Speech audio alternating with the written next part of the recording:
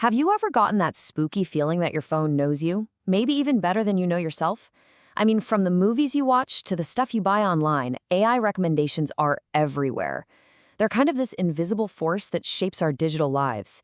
But how do they actually work? Well, today we're going to pull back the curtain and demystify the tech behind the magic.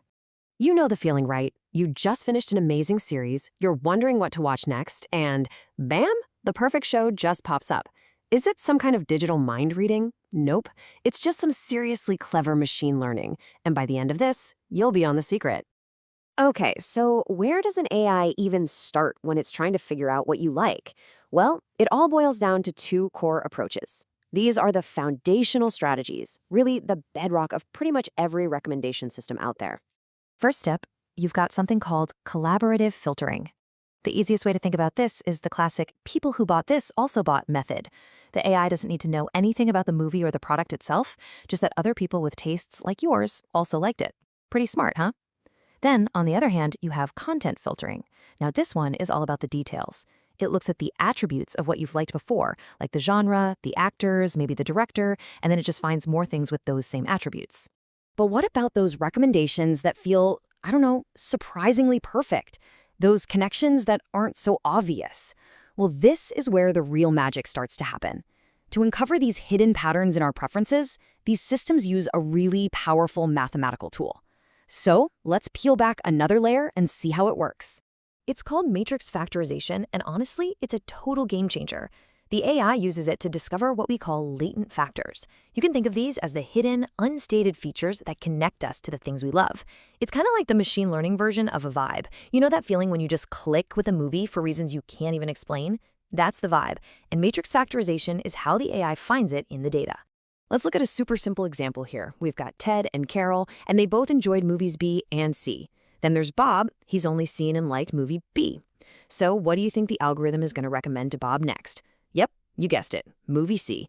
That's matrix factorization in action. Now, just imagine that happening on a massive scale, with millions of users and thousands of these subtle connections being made every single second. Now, matrix factorization is a really powerful tool, for sure, but it does have its limits. When you're dealing with billions of items and billions of interactions, you need something more. You basically need a bigger, more powerful brain. And that's exactly where deep learning comes in, taking these systems to a whole new level. And the challenge is just immense.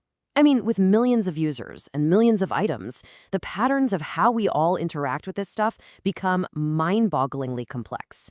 The older methods, they just couldn't keep up. It was time for a revolution. So, deep learning models use what are called neural networks, which are kind of like artificial brains. And they learn those latent factors we talked about automatically. They represent them as something called embeddings, which are like unique digital fingerprints for every user and every item. Think of it like a giant, complex, multidimensional map where similar users and similar items are all clustered together. It's an incredibly powerful way to understand our tastes. All right, so now that we have a feel for deep learning, let's do a quick tour of some of the key players in the game. These are the modern architectures that are powering the recommendations you're seeing every single day. First, you've got neural collaborative filtering, or NCF. This is basically that collaborative filtering idea we mentioned earlier, but on steroids. Then there's wide and deep, which is this cool hybrid model that's great at both memorizing simple patterns and discovering brand new ones. Variational autoencoders, or VAEs, are absolute masters of learning our tastes. And finally, you have DLRM, a total powerhouse from Facebook that's built to handle the incredibly complex data we see today.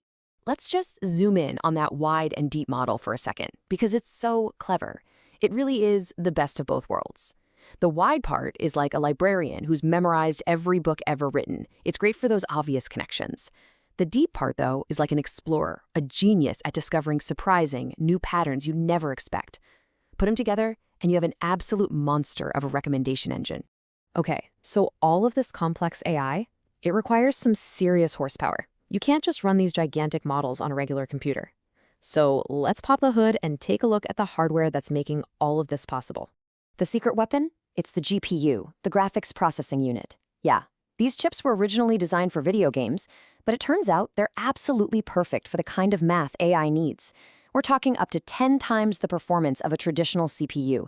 That's not just a little faster, that's a massive, game-changing leap that makes these huge recommendation systems even possible. So why are GPUs so much faster for this stuff? Well, it's all about how they're built. Think of it this way. A CPU is like a master chef who can do a few very complex tasks one after another. A GPU, on the other hand, is like an army of 1,000 line cooks, all chopping vegetables at the exact same time.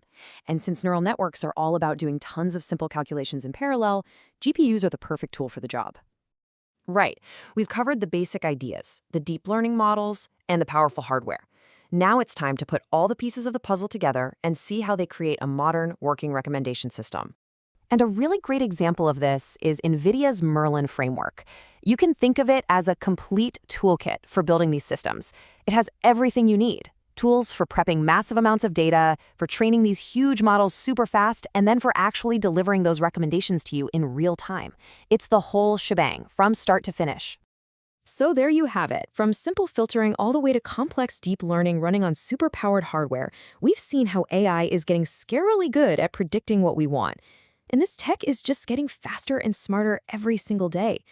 So the real question is, where does it all go from here? As these systems get even better at understanding us, what new connections will they find? What's going to be the next thing you never even knew you needed?